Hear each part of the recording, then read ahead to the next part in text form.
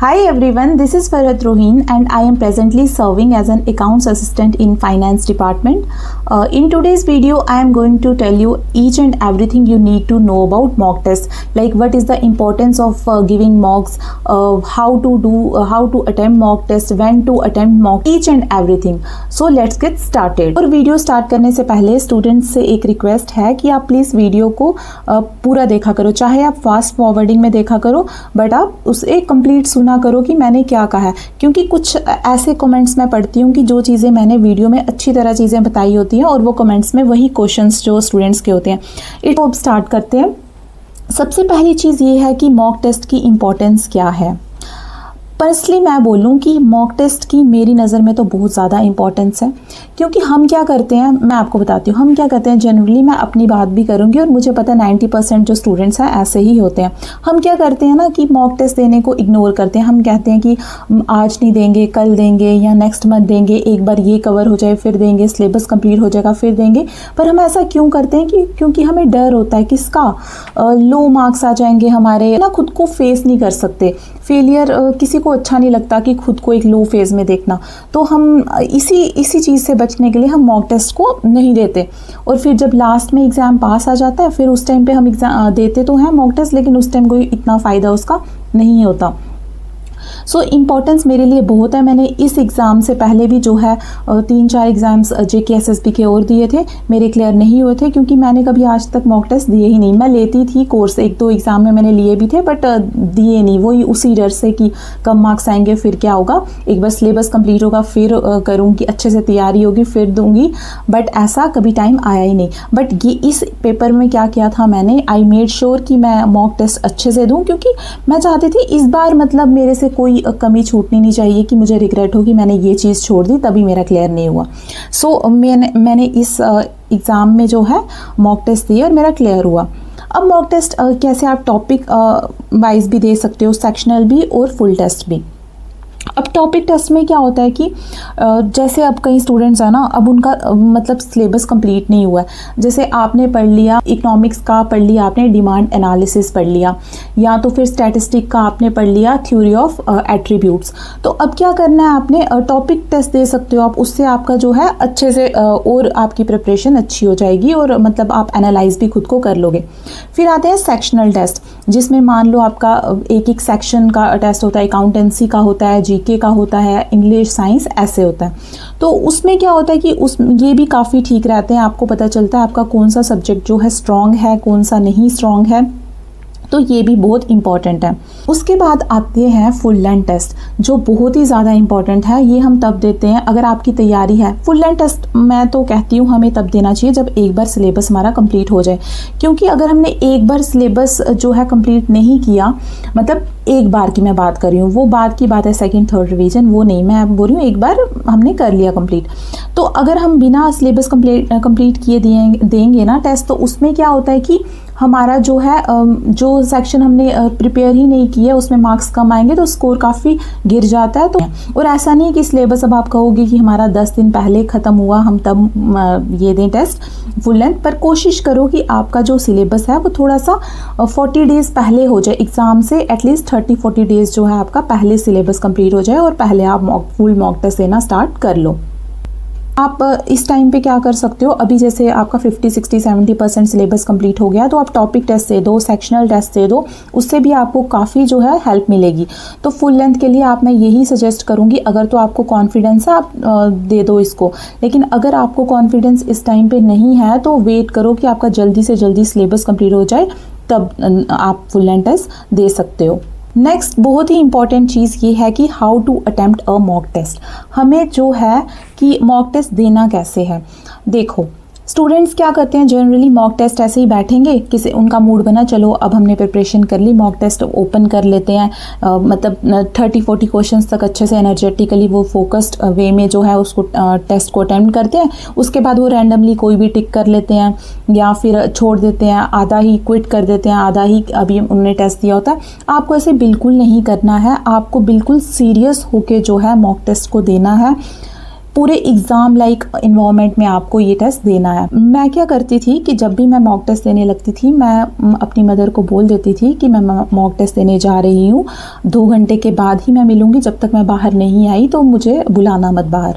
तो मैं ऐसे करती थी कि कोई डिस्टर्बेंस नहीं हो, और my mother use to make sure कि ऐसा ही हो।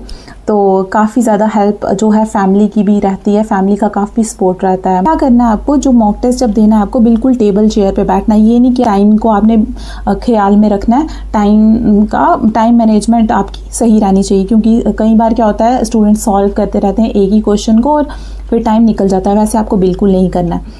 और सेकंड इम्पॉर्टेंट चीज़ क्या करनी है आपको, चीटिंग नहीं करनी। जैसे कई बार होता है ना, हमने अच्छे से कोई टॉपिक किया होता है, मान लो आपने सेट थ्योरी अच्छे से किया है, ठीक है, अब आपको एग्ज़ाम में लग रहा है कि पेपर में टेस्ट देते टाइम आपको ये लग रहा है कि इसमें तो मैंने अच्छी तरह किया है, तो मैं चलो एक बार देख लूँ कि क्या था। ऐसे बिल्कुल नहीं करना है। चीटिंग आप अभी खुद के साथ करोगे ना, आपका माइंड ट्रेन हो जाएगा, आपका माइंड को चीटिंग की आदत पड़ जाएगी। चीटिंग नहीं करनी, बिल्कुल ऑनेस्ट वे में देना है। नेक्स्ट जो डाउट आता है, जो एक इशू है, वो ये है कि how to deal with demotivation. As मैंने ये चीज़ जो है ये फेस की है कि डीमोटिवेशन होती है।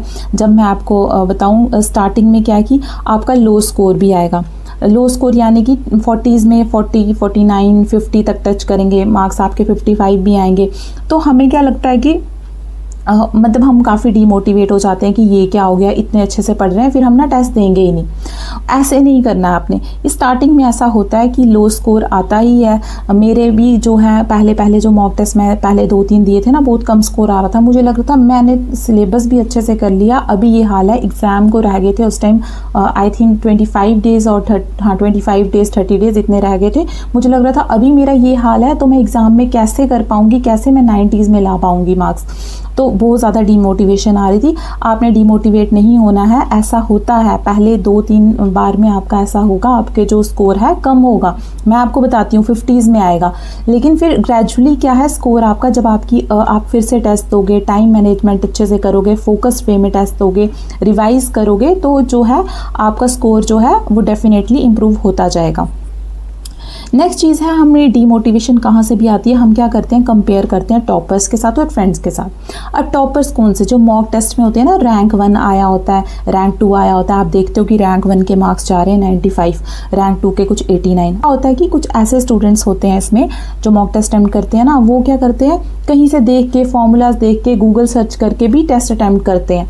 तो उस टाइम पे क्या होता है कि उनके मार्क्स काफ़ी अच्छे आ जाते हैं। इससे जो बाकी जो सीरियस कैंडिडेट्स होते हैं वो थोड़े से डीमोटिवेट हो जाते हैं। और बहुत सारे ऐसे भी होते हैं जो दूसरी बार उस मॉक टेस्ट को दे रहे होते हैं, तो उनको पता होता है इसका आंसर क्या है। तो ऐसे नहीं, डीमोटिवेट बिल्कुल नहीं होना। और फ्रेंड्स, कुछ लोग अपने फ्रेंड्स से कंपेयर करते हैं।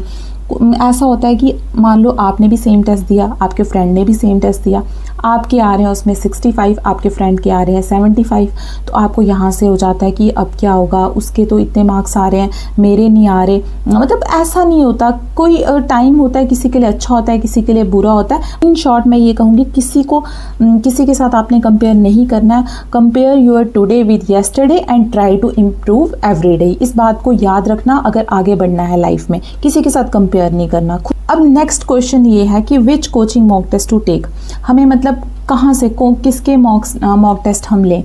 अब देखो स्टूडेंट्स, इसमें मैं आपको एक बात कहूँगी, जब मैंने 2.5 साल पहले ये जो टेस्ट दिए थे, तो मैंने एक ही जो कोचिंग इंस्टीट्यूट है उससे मैंने टेस्ट लिए थे।